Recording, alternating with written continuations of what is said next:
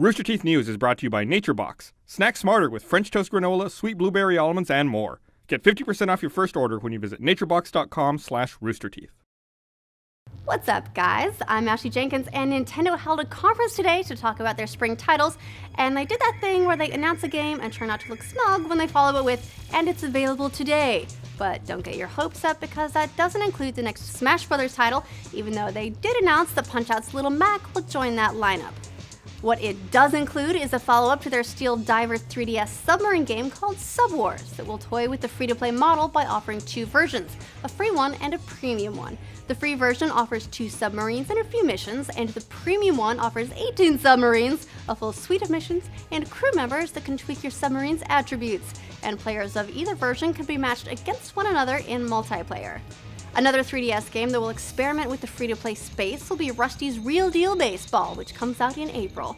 That one will come with a few minigames and offers you the opportunity to buy individual additional minigames from the in-game shopkeeper, Rusty. A twist on the traditional microtransaction model is that you can haggle the real-world price of games down by trading him in-game items you've picked up while playing. Other new 3DS announcements include Kirby Triple Deluxe for a May 2nd release, a North American release of Professor Layton and the Azran Legacy, the final entry in the second Professor Layton trilogy, on February 28th, a North American release of Monster Hunter Ultimate in 2015, Weapon Shop Deomasse for February 20th, Mario Golf World Tour for May 2nd, Pokemon Battle Troze for March 20th, and Inazuma 11, which joins the Available Today Club. Weapon Shop Deomasse from Ni no Kuni Developer Level 5 is a rhythm-based fantasy title in which you don't play the hero. You play a weaponsmith's apprentice who forges the weapons the heroes rent on their quests, and whether those heroes succeed or fail in their quests will depend on the quality of the weapons you forge for them. Oh, and if they fail, they won't be around to pay you. Inazuma 11 is a soccer-based RPG in which you found a soccer team at your high school and switched between story-focused RPG sections and action-heavy soccer matches. The game originally released on DS in 2008 in Japan and spawned 6 sequels, an anime TV series, a manga, and a collectible card game, and this is its first North American release. Pokemon Battle Troze, or Pokemon Link Battle in Europe, is a new take on the classic Pokemon series that replaces the traditional battles with Match 3 puzzle games instead, a la Puzzle Quest, and will contain every known Pokemon since Red and Blue. No word yet on whether it will support Pokemon Bank and allow you to move your Pokemon from Troze into X and Y, but we'll keep you posted. Several Wii U games also have updates. Mario Kart 8 finally has a release date of May 30th, and Nintendo has revealed that the Koopalings will be playable characters this time around. Bayonetta 2 is coming out this year and adds an Umbran Climax ability that allows Bayonetta to build up power and release it all at once in a devastating single attack.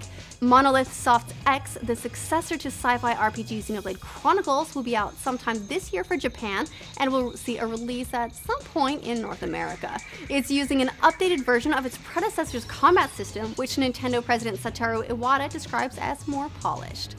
NES Remix is getting a sequel on April 25th and will mash up 8 more classic NES titles, including a Super Luigi Brothers that makes Luigi the hero in a mirrored Super Mario Bros. World. Several Game Boy Advance games are also headed to Wii U's Virtual Console beginning in April, including Metroid Fusion, Mario & Luigi Superstar Saga, Yoshi's Island Super Mario Advance 3, and more titles will be added monthly. Nintendo may be leading the charge today with announcements, but Microsoft's got an interesting development as well. One of the previously unnoted changes coming to Xbox One with the February update will alter the controller functionality at the request of Titanfall developer Respawn Entertainment. This is the controller that Microsoft reportedly spent $100 million developing over more than 200 iterations. Last year, Microsoft's Zulfi Alam said it was the best controller they'd ever made, and there was a lot of pressure considering the Xbox 360 controller was so popular. In August, he explained, "We started with something that people considered best in class. The pressure to do it right again was tremendous." Almost made it. In the end, Microsoft made more than 40 changes to the Xbox 360 controller design for the next generation, but apparently a few details were still a bit off, hence the upcoming change. Respawn designer Justin Hendry says, "It wasn't really where we felt it should be. It was a little overly twitchy with the current controls. Now it's fixed. We're happy with it." Microsoft has further elaborated that the February update will increase the sensitivity of the outer boundaries of the thumbsticks on the Xbox One controller, and that the update will happen automatically when your controller syncs to your console. The February update, which has previously been detailed as adding a controller battery indicator, improving USB keyboard support, and adding the ability to see and manage your storage space and install priorities, was originally scheduled to release on the 11th, but was delayed last minute for some final testing, and is slated instead for later this week, which is probably soon since there's not a lot of later left in the week.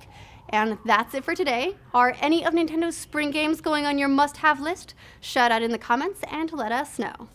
Then check roosterteeth.com for a new episode of our gaming podcast, The Patch, where we look at just how much money free games can make.